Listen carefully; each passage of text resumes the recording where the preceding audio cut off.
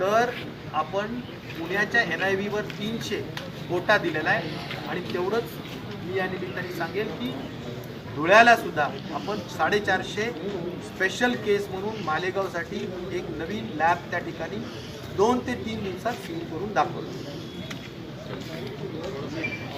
आज मालेगांव का जो विजिट हुआ है, मालेगांव के विजिट में मैं इतना ही कहना चाहूँगा, मालेगांव की जनता को इतना कहना चाहूँगा कि बिल्कुल घबराने वाली कोई बात नहीं है। आप अगर देखेंगे तो अभी अस्पताल में सिर्फ 100 लोग हैं। डिस्चार्ज पॉलिसी के हिसाब से कम 250 लोग, 560 में से 250 लोगों को हमने डिस्चार्ज कर दिए हैं। और डिस्चार्ज करने की वजह से यहाँ पर मैं ये कहना चाहूँगा कि इससे एक ही अनुमान हम लगा सकते हैं कि ये बीमारी दुरुस्त होती है। ज़रूरी ये है कि हमने खुल के आगे आना चाहिए और इस बीमारी के बारे में लोगों को बोलना चाहिए, डॉक्टर्स को बोलना चाहिए। और इसीलिए ये एक मैं मैसेज देना चाहूँगा कि खुलकर आगे आइए। और जो बुज़ुर्ग लोग हैं, वो बुज़ुर्ग लोगों ने जिनको कोई बीमारी है, जैसा कि शक्कर की बीमारी है, जैसा कि BP है, तो उन्होंने भी ये सब अपना ख्याल ज़्यादा अच्छे तरीके से रखना चाहिए। और अगर कोई उनको तकलीफ़ होती है तो उन्होंने भी खुल के आगे आना चाहिए। रहा सवाल यहाँ पर, ख़ास तौर पर मैं ये कहना चाहूँगा कि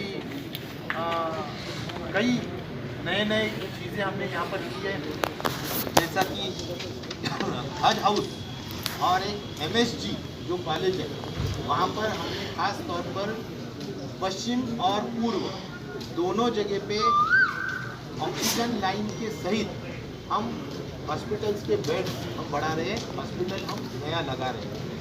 उसके बाद जो हमारे कोविड हॉस्पिटल है जीवन, परान, सहारा, इसमें भी पूरी व्यवस्था हमने की है, इक्विपमेंट्स दिए हैं, डॉक्टर्स दिए हैं और वेंटिलेटर्स और सभी चीज़ें यहाँ वहाँ पर हमने पूरी प्रबंध किया है। ख़ास तौर पर अगर कुछ जून में या मई एंड तक अगर संख्या बढ़ती भी है तो भी पूरा इंतज़ाम हुआ है। जैसा कि जो असिम्प्टोमेटिक पेशेंट होते हैं उनके लिए अलग व्यवस्था है, जिनके लिए कोई लक्षण दिखता है जैसा खांसी है, जुकाम है या तुम्हारे को क्या बोलते हैं उसको टेम्परेचर है, तो उसके लिए जो अस्पताल है उसमें भी खास तौर पर जगह है, कोविड हॉस्पिटल में भी जगह है। तो बहुत चिंता वाली बात नहीं है। खास तौर पर मैं ये कहना चाहूँगा कि सबसे अहम मुद्दा जो यहाँ पर मालेगांव के लोगों ने रखा, सभी लोक प्रतिनिधि ने, वो है कि यहाँ के टेस्टिंग का बड़ा मसला था। तो टेस्टिंग के मसला हमने हल कर दिए है। आज से मालेगांव का 300 का कोटा NIV पूना को दिया गया है। रोज़ाना 300 वहाँ पर किए जाएंगे और ये 2-3 दिन के हद तक तो वहाँ किया जाएगा, लेकिन स्पेशली धुले में 450 का एक नया लैब रोज़ाना वो टेस्टिंग करेगा। ये खास मालेगांव के लिए भी हमने वो दे रखा है, यानी बहुत बड़े पैमाने पे टेस्टिंग का इंतज़ाम किया है, इतना ही मैं कहना चाहूँगा। खास तौर पर नॉन कोविड के लिए हमारा जो सरकारी अस्पताल है 200 खाटों का, उसमें भी जो डॉक्टर्स काफ़ी हद तक हमने डेपुटेशन में यहाँ पर दिए हैं, कुछ लोग ज्वाइन हुए, कुछ नहीं हुए।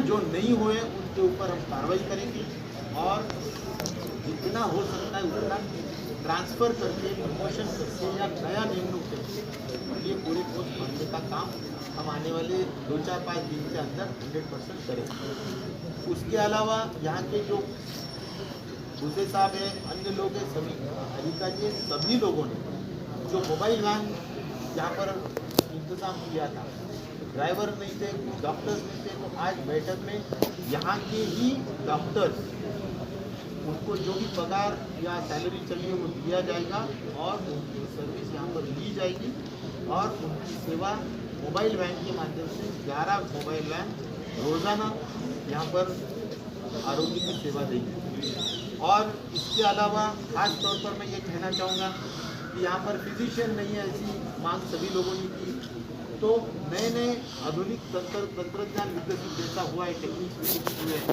तो टेली रेडियोग्राफी हम के तहत मैं ये कहना चाहूँगा कि यहाँ पर अगर किसी का एक्सरे निकाला जाता है तो वो कुछ सेकंडों में, जैसा ऊना में अगर कॉल सेंटर के सरीके अगर टेली रेडियोलॉजी के कुछ लोग बैठे हैं, रेडियोलॉजी बैठे हैं, तो वो वहाँ पर देख सकते हैं।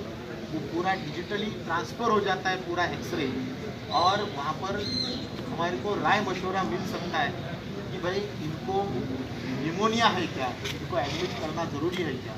तो इस तरीका नया तंत्रज्ञान भी मालेगांव में इस्तेमाल किया जाएगा। ये भी सुविधा 2 दिन के भीतर शुरू होगी। रहा सवाल खास तौर पर टेली मेडिसिन के हद तक नासिक बहुत अच्छे बड़े अस्पताल वहाँ पर हैं, बहुत अच्छे डॉक्टर्स भी हैं।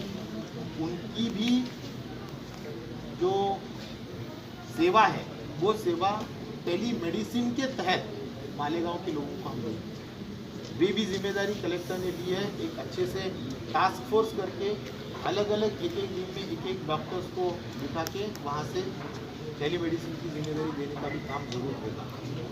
रहा सवाल, अगर हम अभी देखेंगे तो मालेगांव में 100 पेशेंट्स हैं। कुल मिला के पॉजिटिव कितने हुए थे? 561। तो 561 में 256 तो डिस्चार्ज हो चुके हैं, डेथ 35 हो चुके हैं, और बाकी SRPF के 150 जवान जो है वो नासिक में और अन्य जगह पे एडमिट है।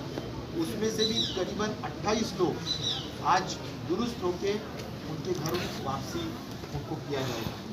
तो मैं यही कहना चाहता हूँ कि आने वाले दिनों में भी अगर कोई संख्या बढ़ती भी है तो भी उसका इंतज़ाम पूरा करें, लेकिन ये न बढ़े, इसीलिए मालेगांव के सभी हमारी जितनी भी जनता है उनको मैं कहना चाहूँगा कि आप लोगों ने जो सरकार के नियम है, कानून है, उसके तहत सरकारी करो, सहयोग दो, खास तौर पर सोशल डिस्टेंसिंग मेंटेन करो, इन्फेक्शन न हो इसके लिए पूरी जिम्मेदारी लो, और एक अच्छे नागरिक के हैसियत से मुझे लगता है सरकार को पूरा सहयोग देने की ज़रूरत है।